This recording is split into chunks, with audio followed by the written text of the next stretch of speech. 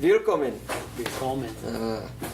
We are talking about the Oktoberfest beers this week, and it's my favorite time of the year.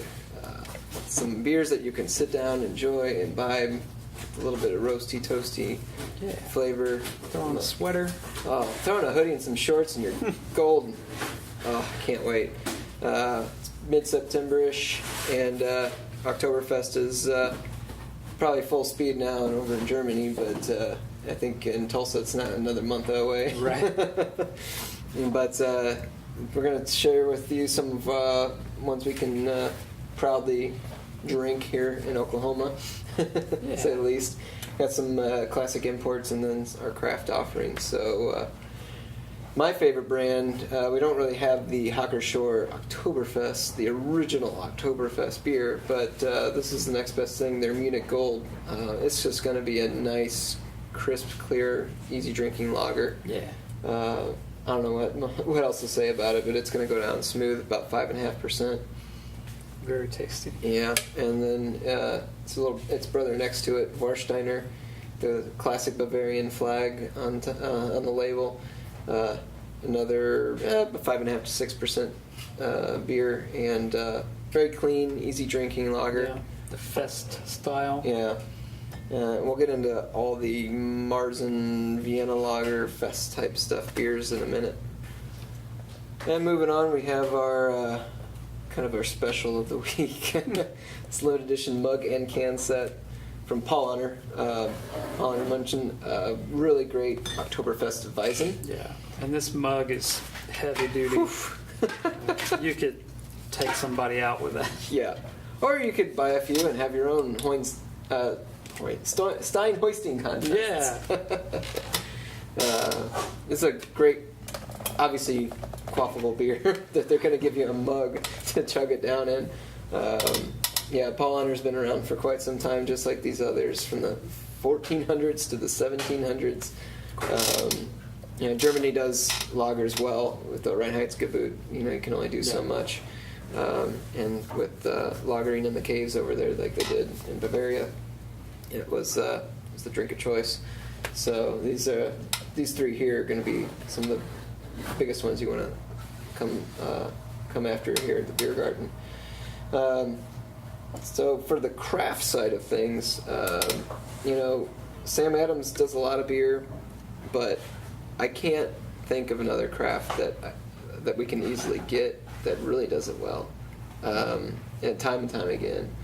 Their seasonals like this and their winter lager, they don't fail.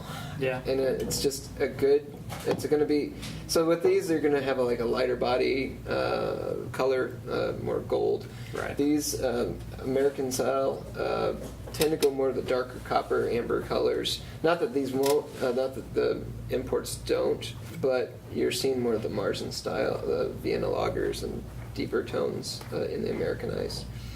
So, I don't know what else more I can say about Sam Adams Oktoberfest, but it's just easy to drink, well balanced, just a bit of that light roast to the malts. Not really going to get any hop bitterness. It's not really a thing even for Americanized versions. They're just there to balance it out. Nice and clean. And oddly enough, when people stop buying the German Oktoberfest and towards the end of October, they'll still look for this one well into November and December. Yep. And absolutely, people just really enjoy it. Yeah. Local favorite here, just released this week, but already been out for weeks now. This is Marshall's Oktoberfest. Very good representation. Marshall does German styles very, very well here in Oklahoma. And this is another, kind of dark copper colored body, medium body. A little bit of spicy hop with German noble hops to it, but really easy drinking at about 6%. This is my favorite of the local Oktoberfest. Coop and Anthem, they both do one. And, this is going to knock them out by far, in our opinion. And last but not least, we've got Santa Fe's Oktoberfest. They've been doing this for quite a while now. Yeah. And probably one of the better out there for regional craft brands that we get.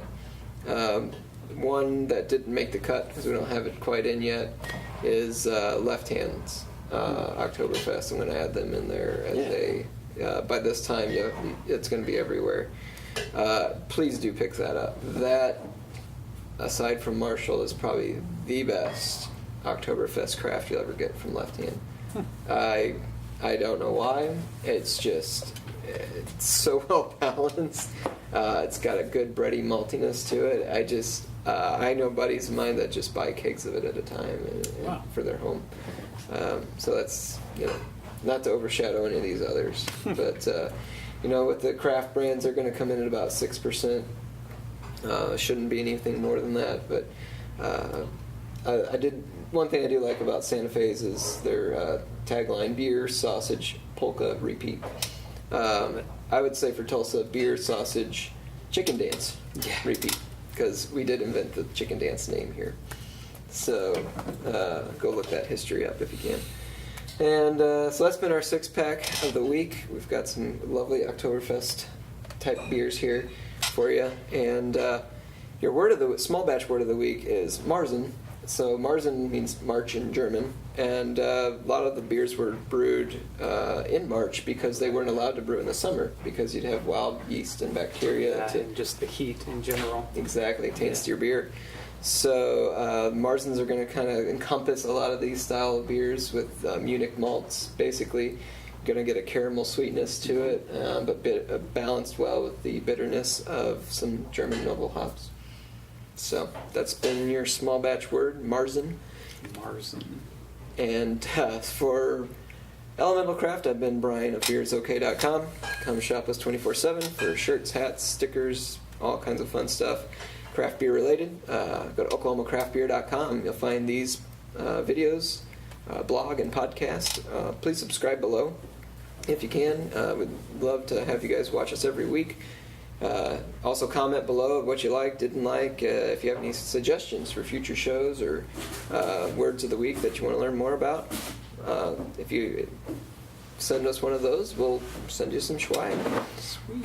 Yeah. And Ian, where can they find you? We're at 807 East A Street in Jinx, Oklahoma, beergardenjinx.com, Facebook, Instagram, Twitter. You can see our entire beverage list on Untappd. Give us a follow. Check it out. Cool. Well, for Elemental Craft, I've been Brian, and Ian, and you are dismissed.